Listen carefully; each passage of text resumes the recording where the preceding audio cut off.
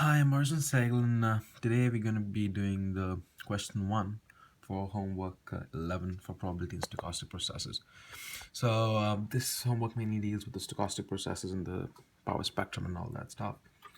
The first question says that if you're given a stochastic process xt, which is real and is White and stationary, and we're also given the autocorrelation function that's Rxx of tau, that tau is the time difference, and a spectral density of Sxx omega.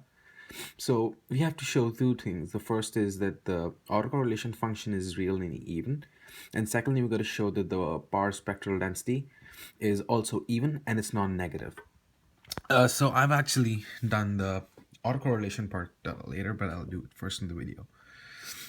So we know that the autocorrelation function is shown by Rxx tau, and what it actually means is tau is just time difference. So it's the time difference of the first part and the second part inside the expected value part, right, of the two functions. So we do an expected value of x of t plus tau and x of t.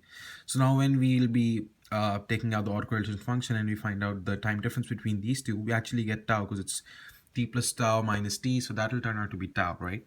So we get Rxx of tau. Now when we go for Rxx of minus tau, again, we'll just look at the time difference. So what we see over here is x of t and x of t plus tau. So now when we do t1 minus t2, where t is t1 and t plus tau is t2, what we get is minus tau. Now we actually see over here that in both the cases, the values are the same, it's just the order that's different, and in multiplication, the order doesn't matter. So we get to know that these two quantities are equal. That's Rxx of tau is equal to Rxx of minus tau. So that's the first part of the question that we just proved, that the autocorrelation function is real and it's even. The second part says that we have to actually find out about the power spectral density, whether it's even and non-negative. So first of all, we'll define the power spectral density, which is Sxx of omega. This is just the Fourier transform of the autocorrelation function. So that's from minus infinity to infinity. We have the autocorrelation function e to the power minus j omega tau d tau.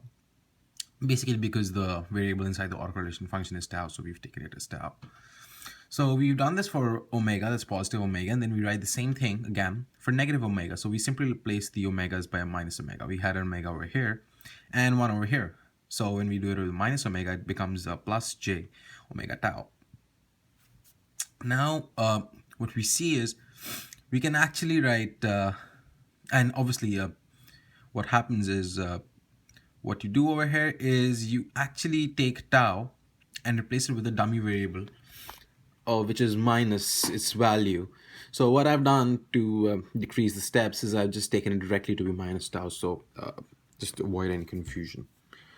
So when we actually do that, that substitution, we replace tau by minus tau. What we also get is a minus outside, because when we put the minus tau in the differential term, the minus comes out. The limits get interchanged because it's negative, and we get a tau in the exponential term. When we have the minus, we can interchange the limits, so we can get rid of that and get the limits perfect again. We have the d tau term, we have the exponential term, and now Rxx minus tau. So now what we actually see is that we can actually compare these two terms. That's Sxx of omega and Sxx of minus omega. So what we get to know is that if we compare these two terms, that if Rxx of minus tau is equal to Rxx of tau, then these two terms are equal, which is exactly what we proved over here, that Rxx of tau is equal to Rxx of minus tau. So as from the first part, we can use that proof. And when we use it in these two lines, what we get is that Sxx of omega, that's the power spectral density, is even, because Sxx of omega is equal to Sxx of minus omega, and it is non-negative. Thank you.